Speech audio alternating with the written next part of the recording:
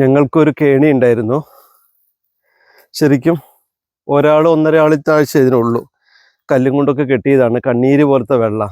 അടിയിൽ വലിയൊരു പരന്ന പാറ, അതിൻ്റെ മേലെ ഇങ്ങനെ കല്ല് കെട്ടി. അപ്പോൾ ഞങ്ങൾക്ക് ഇവിടെ ഒരു ദേവകിയമ്മ ഉണ്ടായിരുന്നു. ദേവകിയമ്മയുടെ ഭർത്താവ് അപ്പു നായർ, ആ ഏട്ടനാണ് ഇത് ഈ കല്ലുകൊണ്ട് കെട്ടിയെന്നൊക്കെയാണ് അച്ചമ്മ പറഞ്ഞ ഓർമ്മയിലുണ്ട്. ഈ പ്രദേശത്തുള്ള എല്ലാവരും ഇതിൽ നിന്നായിരുന്നു വെള്ളം എടുത്തുകൊണ്ടിരുന്നത്.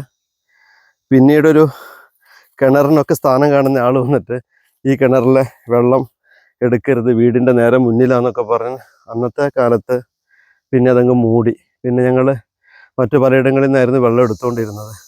അത് അന്ധവിശ്വാസത്തിൻ്റെ പുറകെ പോകരുതെന്നൊക്കെ പറയുന്നത്. എന്നിട്ട് ഞാൻ 2 വർഷം ജില്ലാ ബാങ്കിൽ ജോലി ചെയ്തിരുന്നു. 40 രൂപയായിരുന്നു ഒരു ദിവസത്തെ കൂലി. അപ്പോൾ അതുകൊണ്ട് പണിതൊരു കിണറാണത്. അതിന് നല്ല വെള്ളമാണ്.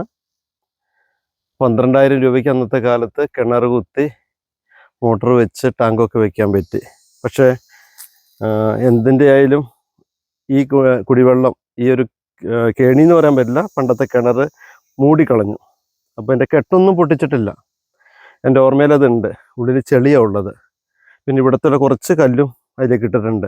അപ്പോൾ ഞാനും അപ്പൂസും കൂടി ഈ വെക്കേഷനിൽ അടുത്ത പണി ഈ കിണർ ചെളി കോരി മാറ്റി ഇതിൽ വെള്ളം ഉറവുണ്ടാക്കുക എന്ന് ഞങ്ങളുടെ ഒരു ആഗ്രഹം. അപ്പോൾ അതിൻ്റെ വീഡിയോസൊക്കെ ചെയ്യാം കേട്ടോ. അപ്പോൾ ഞങ്ങൾ തെങ്ങയിലൊക്കെ കയറി തേങ്ങയൊക്കെ ഇട്ടു.